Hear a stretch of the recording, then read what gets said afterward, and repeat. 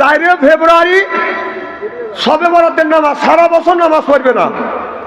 ওই দিন মাও কবে গোসল দিয়ে যা, বাপ কবে গোসল দিয়ে যাসি নেই, কারণ ওই দিন নাকি নামাজ পড়লে কি আল্লাহর কাছে যা চাওয়া যায় তাই দিবি। আল্লাহর কাছে যা নামাজ, ফরজ নামাজ পড়বে না, নফল নামাজ পড়ে আল্লাহ তুমি আমার এই চান্দাই কোনা এলাকা লিখে দেও, আল্লাহ কাছে দেবো নে তো। সারা বছর নামাজ নেই, তুই চান্দাই কোনা বাজার লিখে লিখে পাচ্ছিস। গরুর গোস্ত, খাসির গোস্ত, মুরগির গোস্ত এইগুলি খাওয়ার এই হাদিসগুলি দিল কেটা? হালাল জিনিস খাওয়া যায় আছে।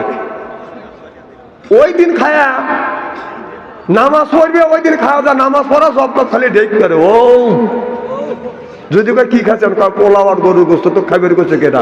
কয় আজকে খালি নাকি আজীবন সারা বছর ভালো মন্দ খাওয়া যায়। আমি এই কথা শুনে পরের দিন ওর বাড়িতে গেছে, যা দিয়েছে বাম হাতে কাঁচামরিচ আর পান্থা ভাত। কম কে রে রাতে গরুর গোস্ত খাইছিস, কাল কি খাইছিস? গরুর গোস্ত আর পোলা। কম সব রাতে নামাজ পড়ছিস, কম হে কম কি চাইছিস আল্লাহর কাছে? কয় ভালো মন্দ চাইছি, কিন্তু তুই না আজকে যে পান্থা ভাত কাঁচামরিচ। এর মানে কি না জানিস? সারা বছর আল্লাহ ফাঁকি দিছিস, এই জন্য আল্লাহ তো ওই দিন খাওয়াইছে গরুর গোস্ত পোলা, আজকে তো সকালবেলায় পান্তা ভাত কাঁচামরিচ। তোর নামাজ আল্লাহর দরবারে কবুল হয়নি। কে কথা কর না কে? তারপর বললাম কয় রাকাত নামাজ পড়ছিস? হুজুর 69 রাকাত। এই জন্যই তো কাঁচামরিচ তোর ভাগ্য পান্তা ভাত। কোন ফরজ নামাজ কি পড়ছিস? হুজুর ফরজ কাক কয়?